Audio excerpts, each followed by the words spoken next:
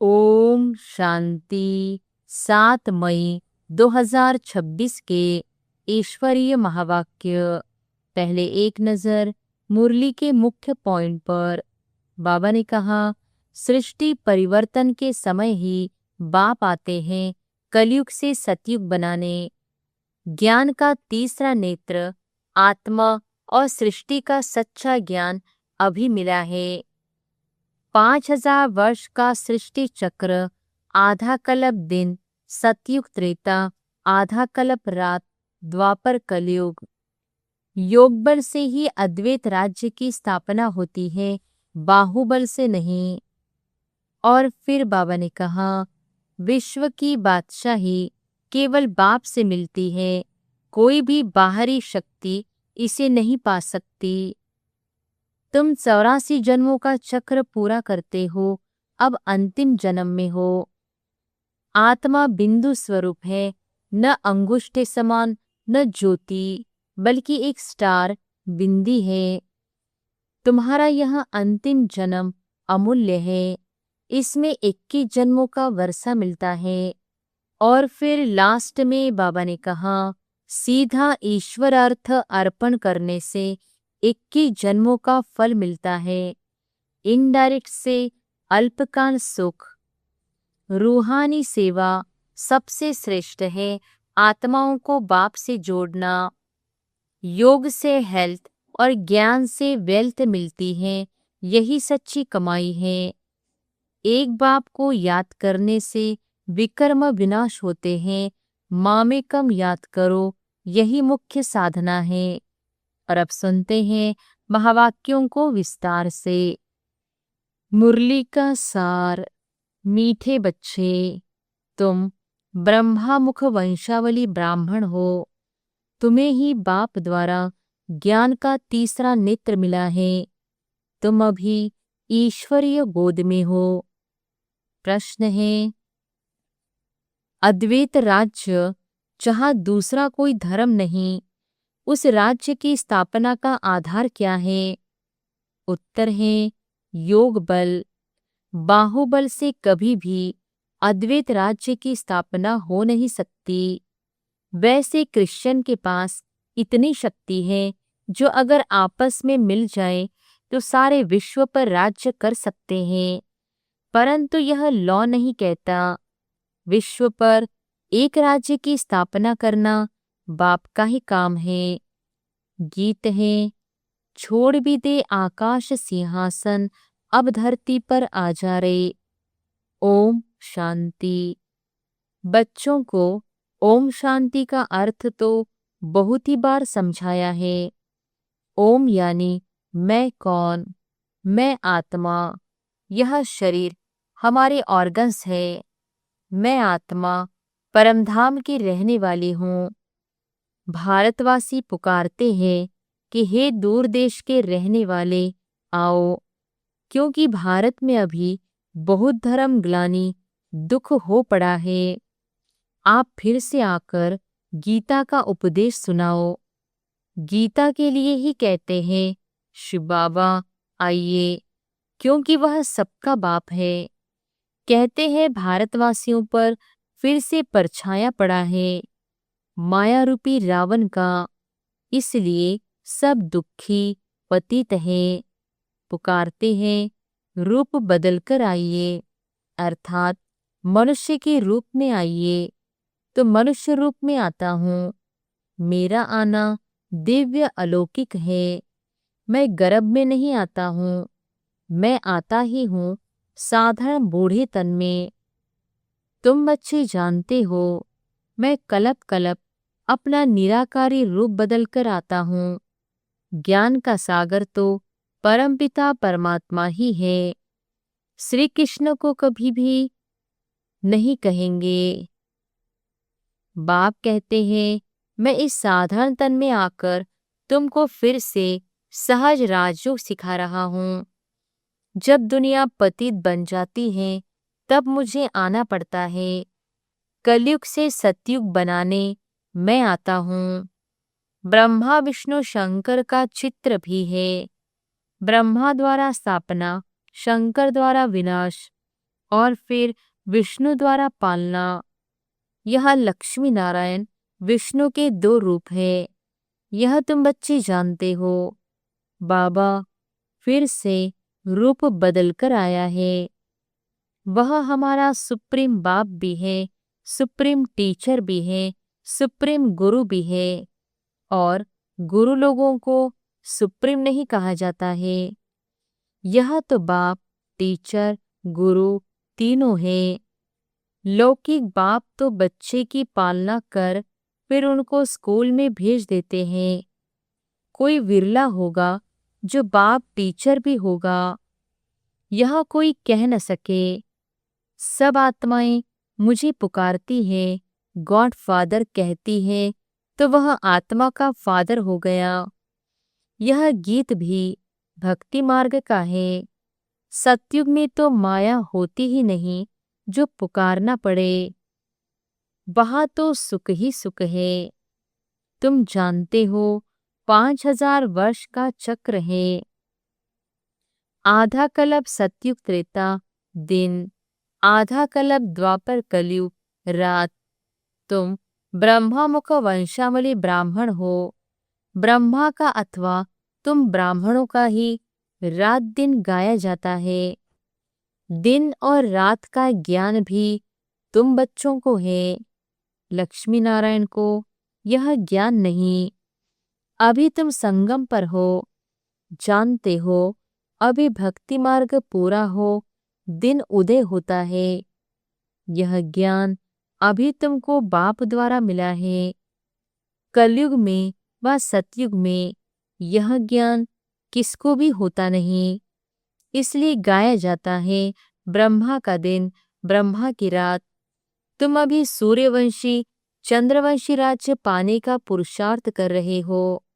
फिर आधा कल्प के बाद तुम राज्य गंवाते हो। यह ज्ञान तुम ब्राह्मणों के सिवाय कोई को नहीं है। तुम देवताएं बन जाएंगे, फिर यह ज्ञान रहेगा नहीं। अभी है रात्रि, शिवरात्रि भी गाई जाती है। श्री कृष्ण की भी रात्रि कहते हैं, परंतु उसका अर्थ नहीं समझते। शिव की जयंती अर्थात शिव का रियनकार्नेशन होता है।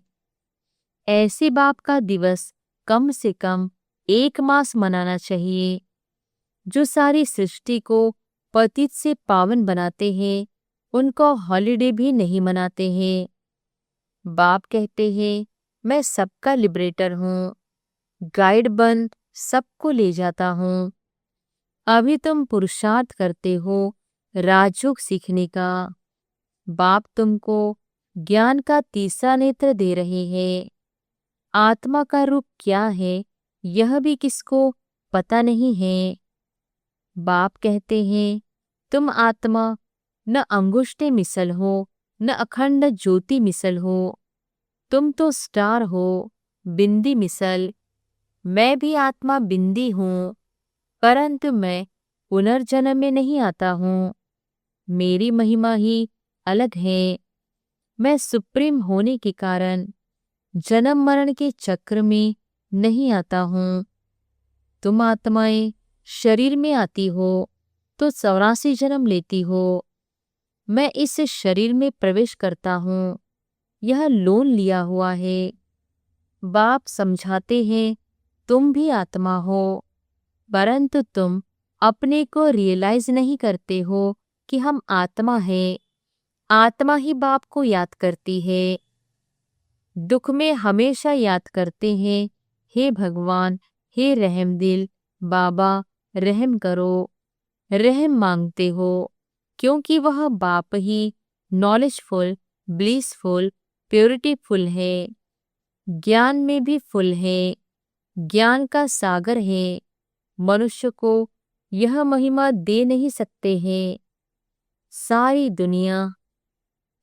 दुनिया पर ब्लीस करना यह बाप का ही काम है। वह है रचयिता, बाकी सब है रचना। क्रिएटर रचना को क्रिएट करते हैं। पहले स्त्री को एडॉप्ट करते हैं, फिर उनके द्वारा रचना रचते हैं, फिर उनकी पालना भी करते हैं, विनाश नहीं करते। यह बेहद का बाप आकर स्थापना, पालना, विनाश कराते हैं। आदि सनातन देवी देवता धर्म की पालना कराते हैं।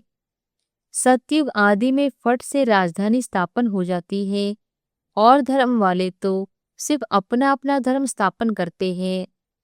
फिर जब लाखों करोड़ों की अंदाज में वृद्धि हो जाती है, तब राजाई होती है। अभी तुम राजधानी स्थापन कर रहे हो। योग बल से तुम सारे विश्व के मालिक बनते हो। बाहुबल से कभी कोई विश्व पर राजाई कर नहीं सकता। बाबा ने समझाया है, क्रिश्चियन में इतनी ताकत है, वह आपस में मिल जाए तो सारे विश्व पर राज्य कर सकते हैं, परंतु बाहुबल से विश्व पर राज्य पाए, यह लॉ नहीं कहता। ड्रामा में यह कायदा नहीं है जो बाहुबल वाले विश्व के मालिक बने। बाप समझाते हैं, विश्व की बादशाही योगबल से मेरे द्वारा ही मिल सकती है। वहां कोई पार्टीशन नहीं है। धरती, आकाश सब तुम्हारे होंगे। तुमको कोई टच नहीं कर सकता। उनको कहा जाता है अद्वैत राज्य। यहाँ है अनेक राज्य। बाप समझाते हैं, 5000 वर्ष बाद तुम बच्चों को यह राजयोग सिखाता हूँ। श्री कृष्ण की आत्मा अब सीख रही है। श्री कृष्ण पहला नंबर प्रिंस था। वह इस समय 84 जन्म के अंत में आकर ब्रह्मा बने हैं। यह बच्चों को समझाया है सृष्टि का चक्र कैसे फिरता है। बाप फिर से स्वर्ग की स्थापना कर रहे हैं। अनेक धर्म विनाश होने हैं जरूर, एक धर्म की स्थापना हो जाएगी। भारत ही 100% साल्वेंट धर्म श्रेष्ठ था। देवताओं के कर्म भी श्रेष्ठ थे, उन्हों की ही महिमा गाई हुई है। सर्वगुण संपन्न, 16 कला संपूर्ण। पहले पहले पवित्र थे, अभी पतित बने हैं।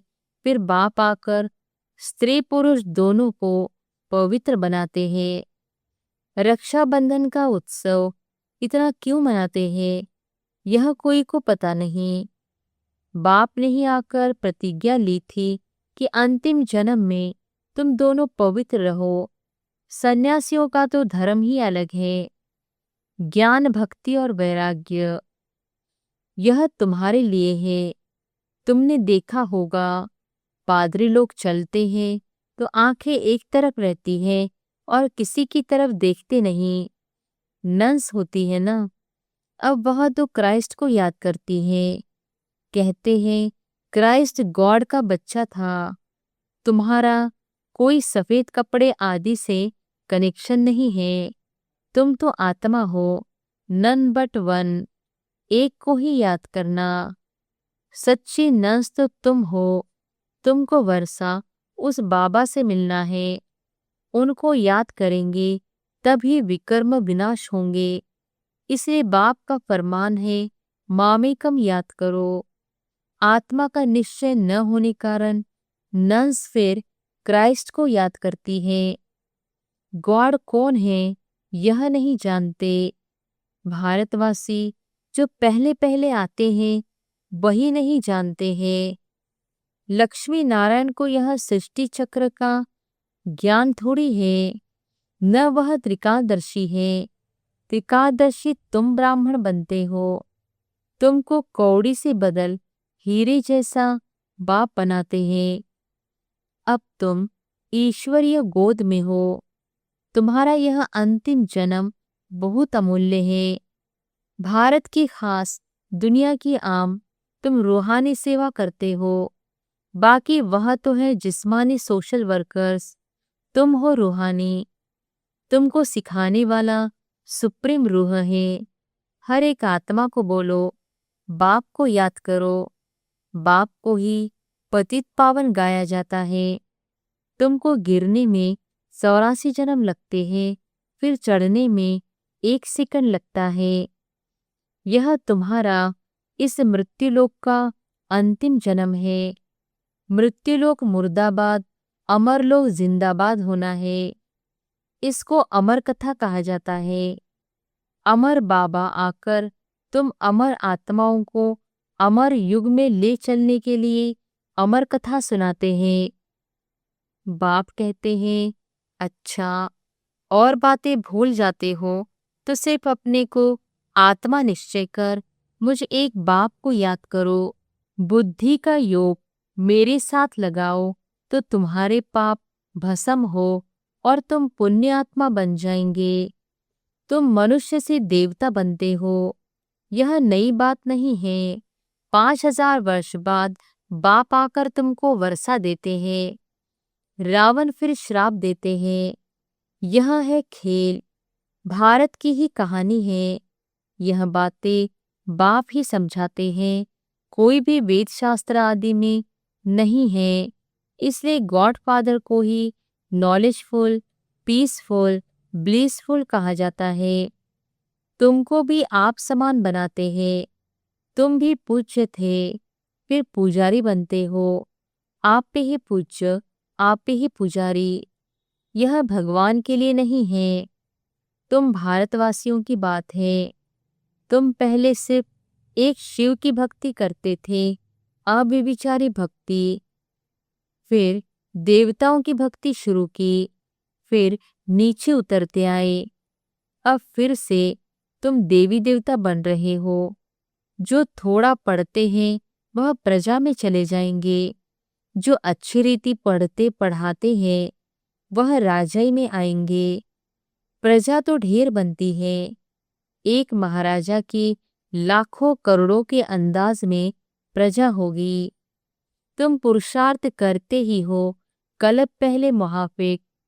पुरुषार्थ से पता पड़ जाता है कि माला में कौन कौन आने वाले हैं। प्रजा में भी कोई गरीब, कोई साहूकार बनते हैं। भक्ति मार्ग में ईश्वर अर्थ दान करते हैं। क्यों? ईश्वर के पास नहीं है क्या? या तो कहते हैं श्री कृष्ण अर्पणम, परंतु वास्तव में होता है ईश्वर अर्पणम। मनुष्य जो कुछ करते हैं उनका फल दूसरे जन्म में मिलता है, एक जन्म के लिए मिल जाता है। अब बाप कहते हैं, मैं आया हूं तुमको 21 जन्म का वर्षा देने। मेरे अर्थ डायरेक्ट कुछ भी करते हो तो 21 जन्म के लिए उसकी प्राप्ति तुमको हो जाती है। इनडायरेक्ट करते हो तो एक जन्म के लिए अल्पकाल का सुख मिल जाता है। बाप समझाते हैं, यह तुम्हारा सब मिट्टी में मिल जाना है, इसलिए इसको सफल कर लो। तुम यह रूहानी हॉस्पिटल कम यूनिवर्सिटी खोलते जाओ, जहां से सब एवर हेल्दी, एवर वेल्दी बनेंगे। इनसे बहुत इनकम होती है। योग से हेल्थ और चक्र को जानने से वेल्थ। तो घर घर में ऐसी यूनिवर्सिटी कम हॉस्पिटल खोलते जाओ। बड़ा आदमी है तो बड़ा खोले, जहां बहुत आ सके। बोर्ड पर लिख दो, जैसे नेचर क्योर वाले लिखते हैं। बाप सारी दुनिया की नेचर बदल प्योर बना देते हैं। इस समय सभी इम्प्योर है। सारी दुनिया को एवर हेल्दी, एवर वेल्दी बनाने वाला बाप है, जो अब तुम बच्चों को पढ़ा रहे हैं। तुम हो मोस्ट स्वीट चिल्ड्रन।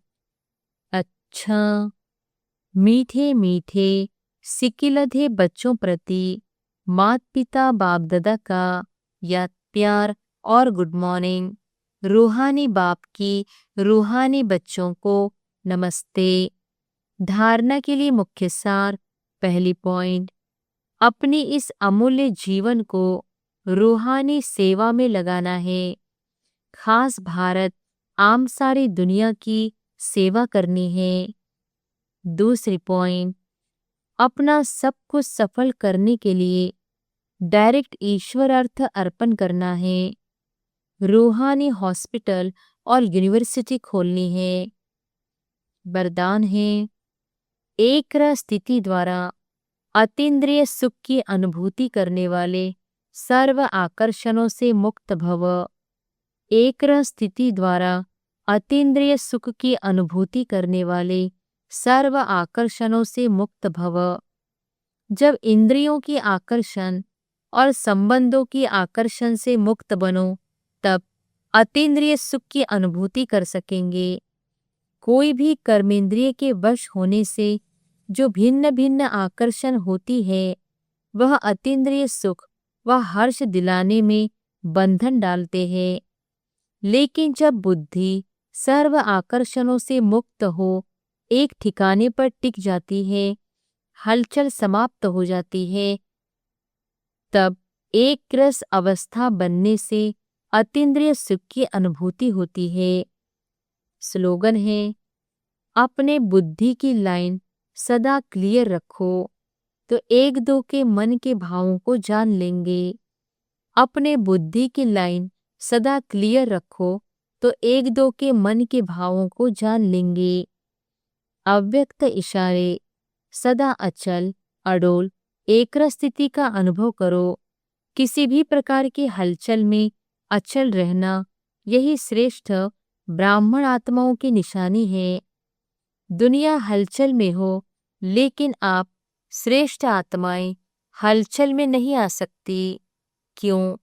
ड्रामा के हर सीन को जानते हो।